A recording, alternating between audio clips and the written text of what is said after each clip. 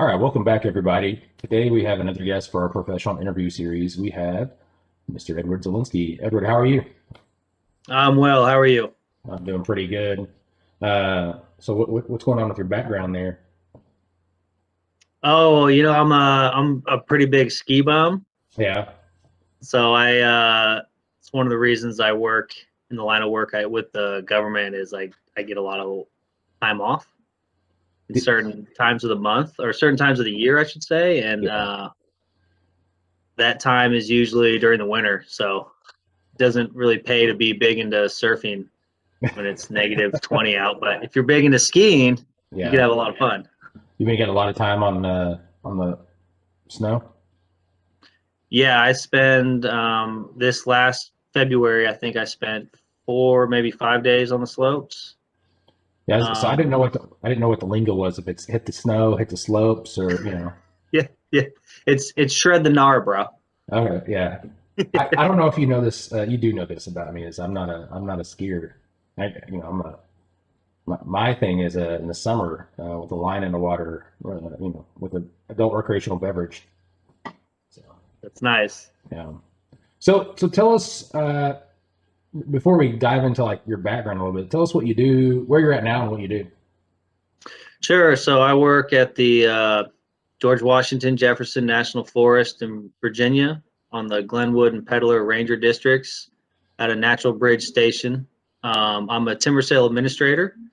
I deal with contractual obligations on the ground and day-to-day operations when we decide to provide a certain habitat for a certain animal. Um, we have, it's all written in NEPA and other program documents, but I'm there to make sure the contract is upheld, no timber is stolen, the water quality remains the same. That's pretty much my job. I'm the face of the government to a logger who is operating on national forest lands. And they have to. They're under contract for a very specific job, right? Yes, Okay. it's very specific. It is a bilateral contract, so there are what that means is they agree to certain terms and I agree to certain terms. They have certain things they have to uphold. I have certain things I have to uphold. And then there's some stuff in the middle where we come together, shake hands, and say, okay, this is the best course of action. Okay. So let's take a few steps back here and kind of follow your path. Where are you originally from? I grew up in California, the Bay Area. I was joined the military after September 11th and 2001, and I went to the Army, spent some time there, moved around, got out, and went to college in Kentucky at Eastern Kentucky University, and I have a recreation and park administration degree with a concentration in natural resource recreation management. I don't work in recreation; I work in timber, but it did get me to where I needed to be. So how'd you end up in Kentucky? Um, Life, I guess you would say, it pulls you in different directions. When I got out of the Army, my wife was ready to move closer to her parents, who we were both from California. Her parents had decided to retire on Lake Cumberland Okay. in Monticello, Kentucky. So um, I had educational benefits through the Army that could be used anywhere. Yeah. And it would just, it's one of those things. You have a life partner. You make bilateral agreements and you decide to, you decide to do what they want to do. Yeah. And it's all worked out for the better. Yeah. That's fine. It's a bilateral agreement. That's a good way to look at it. Yeah, I can just see, yeah, you're gonna do this. All right, well, I'll do this. that's Um, right. Yeah.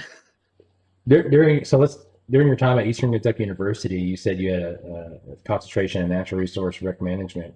What kind of projects or what kind of experiences did you get there that you think helped your career path? Um, some of the studies and stuff I did was with FINS, the Fishing in Neighborhoods program. a lot of sort of outdoor recreation. How can we provide services to people? And there was some economic analyses that, I helped work on. I certainly didn't carry the brunt of the weight, but I did my best to do everything I possibly could. I would say what really helped me out in that whole process of going to university would be learning how to collaborate, learning how to work with others, even if you don't want to, even if there's people you don't necessarily want to work with or like to work with. But yeah, college was more of a transition from military to civilian for me, and it aided me a lot in my search for a job. And now that I'm in the work I am in, maintaining relationships and being reliable and putting in your part of the work and all that, that's all things that I learned in college that I still practice today. So where did you do? I know that program has several different internships. Where'd you do those at? Or who were So the first internship I did was with the Corps of Engineers on Lake Cumberland. I did an internship with Berea Parks and Recreation, the city of Berea Parks and Rec. And then I did my final internship again with the Corps of Engineers on Lake Cumberland. And then what were you doing through that final experience? What were you doing with the Corps there? So the final experience was it was an economic impact analysis for. They have a campground. It's the Kendall Campground, and they were debating whether or not to get rid of the campground because they have hookups and plugins for the public to use there that come off the hydro dam. And there's certain areas or certain times of the year where they get a lot of people there, and then other times of the year where they don't really get anything. They still have this energy stored or waiting to be used. They can't direct all of their energy away. They have commitments to the public. They said they would have things available. And so we were just trying to find out if is it viable to have the mindset of let's get rid of this campground. Yeah. And what we discovered was it wouldn't be a good idea. There was I don't remember the exact numbers off the top of my head, but I believe it was somewhere close to 300 to like 300,000 to maybe $750,000 annually brought into just Jamestown, Kentucky itself, and that doesn't include the surrounding communities, the travel to there. It's a very popular campground for a lot. It's right next to Wolf Creek. Yep. It's on the Wolf Creek Dam, great trout fishing stream. The National Fish Hatchery is right there. So it does bring in a lot of tourism. And they didn't have a way to quantify what its economic value truly was, because they were just looking at it as, it's, let's say $5 a night lot fee. To them, that doesn't sound like, it doesn't sound like much to anyone. Right. But when you look at the bigger picture and you take a stance back and you say, whoa, these surrounding communities are benefiting greatly just from people traveling in, gas stations, restaurants, all that stuff, shopping. Yeah. So the Corps decided to maintain the campground, keep the campground going where it is, keep the power generation and the allotment set for that campground. Awesome. From there, you transitioned to the workforce. What was your next step professionally? So I started in Montana, Region 1 on the Pentler Ranger District as a resource technician. I dealt primarily with special use permits and contracting for various activities. Could be a bike race on national forest land. That's or from that to a recreation residence house or a boat dock that's on a lake that's on national forest. All these things are permitted activities that, and it's all very legal and contractual. And that's what I started with, is doing those billings and those contracts and developing those relationships with homeowners, dock owners, users in general. What made you decide to go to Montana? I was offered the Agreement? job. Yeah, yeah. Well, it was actually a one-sided agreement. I don't think my wife was too happy with the move, but we were there for a year. Yeah. It was, and at the time there was a hiring freeze across the government, and it was one of these. It was a position deemed necessary for the daily functions of Okay. that office, so they were able to hire for that position. And I qualified. I had a good enough resume, or a good enough resume and a good enough interview. So I was selected for the position, and that's what was my foot in the door, which is the most important thing when you look at working for a government agency, is just getting in, Yeah. because there's so many different avenues and paths you can take to a career that you would have never thought you wanted to be involved in until you learned about it. And when you're in, it's a lot less competitive to be hired somewhere or transfer, and sometimes you even get paid to move. Yeah. So from Montana, where did you go next?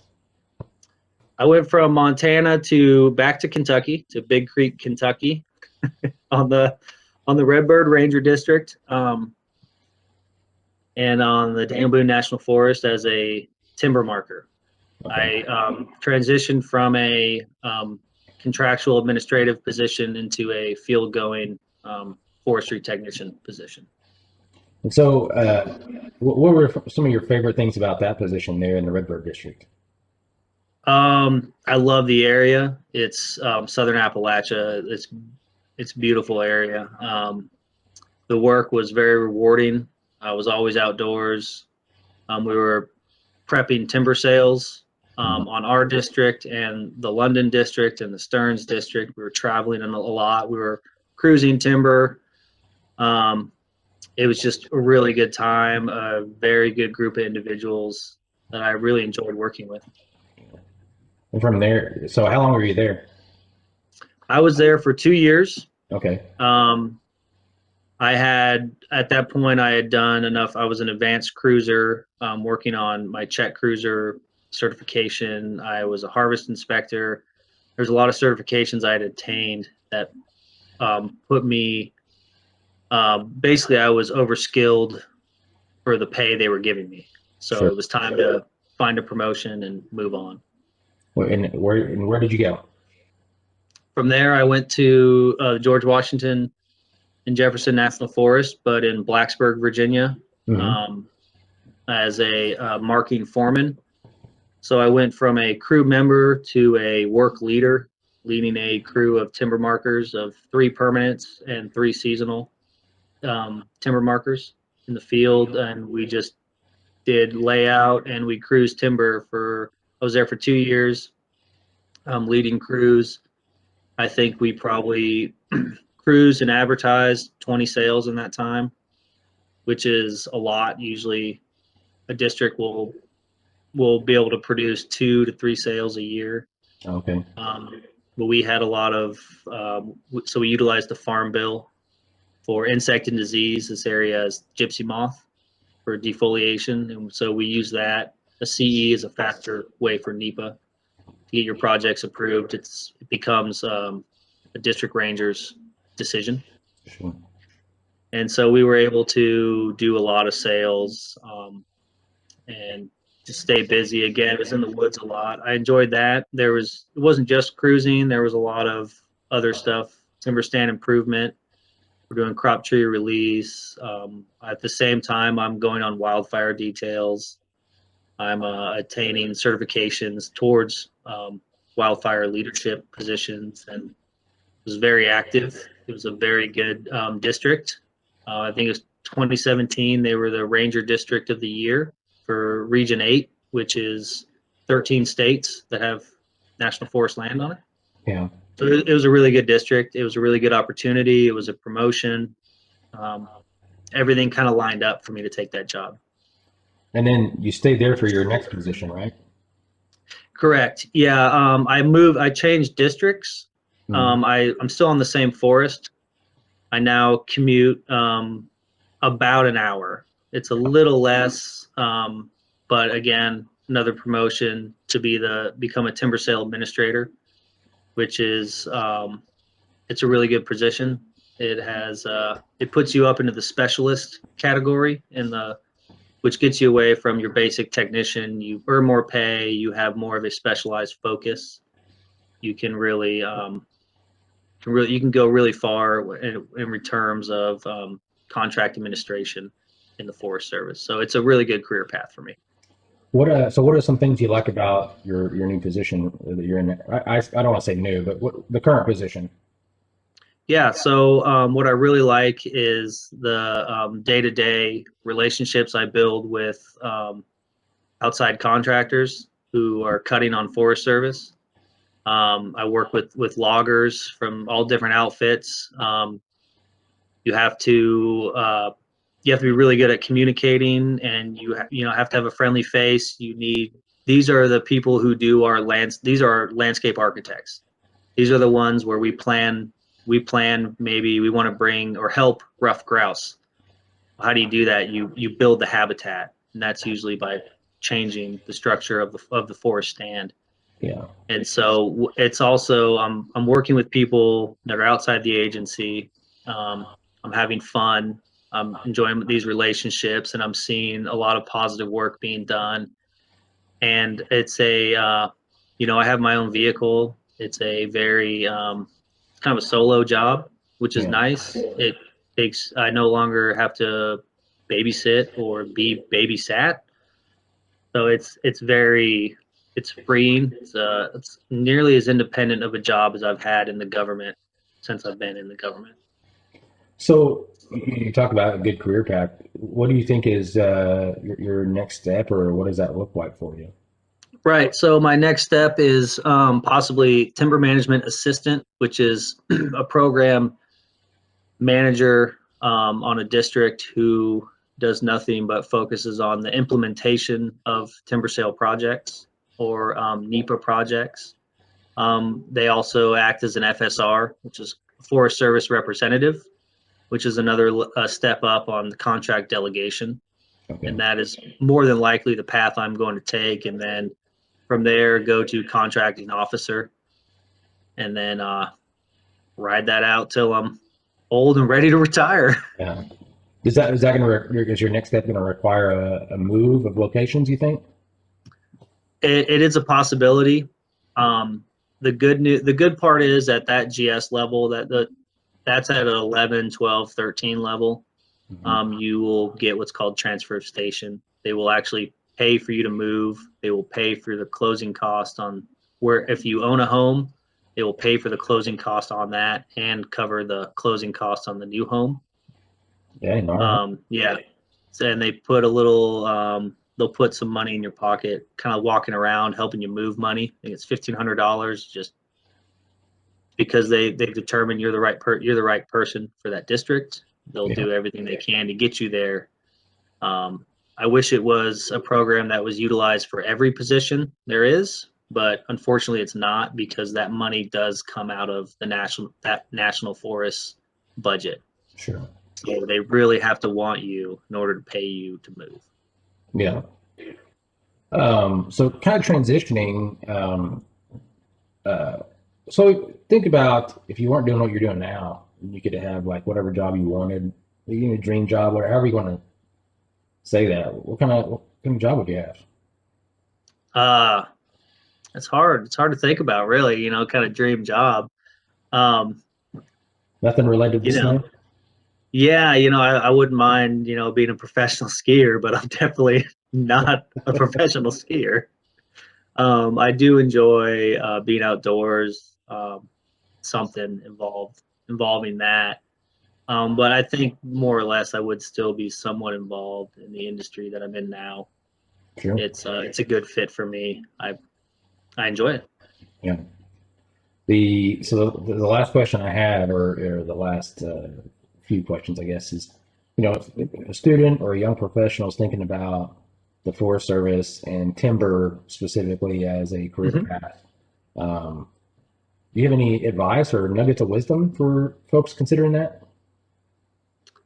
Yeah. So be willing to go wherever. I mean, that's probably one of the most difficult things for some people in this getting into a government agency is willingness to move. If you're willing to move, you can get a job in the government anywhere you want to be, whether it's timber, recreation, or it's the Forest Service, national parks.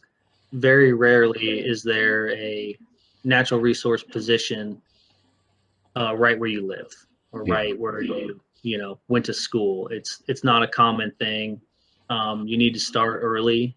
You need to do some seasonal stuff. I was able to come in as a permanent hire because I'm a veteran, Mhm. so I had a leg up on other competition, and I also didn't have to go through a merit status, um, which is you get after 2 years of working for the government. You're able to compete on jobs that are not open to the public, Yeah. that are closed. So your best bet is to do 24 months of seasonal work and then apply for, then once you have merit status, then you can non-competitively apply for positions. And yeah, so willingness to move, cater your resume to the position you are applying for. Yeah. There's been several times I've been on hiring panels myself, and we have people come through. We look at their resumes, and that's the first thing that we weed through when you apply through USA Jobs. I don't get to see what the questions they asked you were. I don't know. So, and they always have a breakdown like I've never done this. I've done it a little bit. Yeah.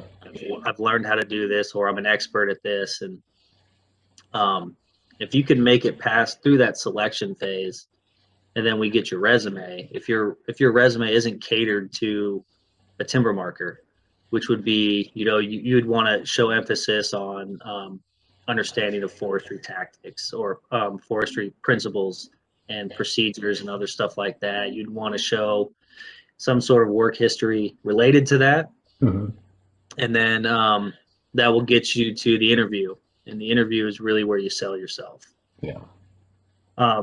But again, yeah, a big thing is be willing to move, apply, and apply often, and cater your resume, and you should have a fairly successful and rewarding chance at becoming a government employee for the Forest Service or the parks or BLM, NRCS. That's another thing. There's a lot of different natural resource agencies Yeah. that no one really knows about. I mean, we know the big three, BLM, Forest Service, and National Park Service. Not many people know about NRCS, the Army Corps of Engineers, Right. even Bureau of Indian Affairs. They all have forestry related positions or recreation and natural resource recreation positions. There's a lot of different government agencies, and there's even a lot of different NGO agencies that people don't think about, like the Nature Conservancy. Yeah. Absolutely. We do a lot of prescribed burning with the Nature Conservancy, and that's kind of their big thing is prescribed fire. So there's a lot of different opportunities of a lot of agencies, whether it's government or NGO or even private, that does this type of work.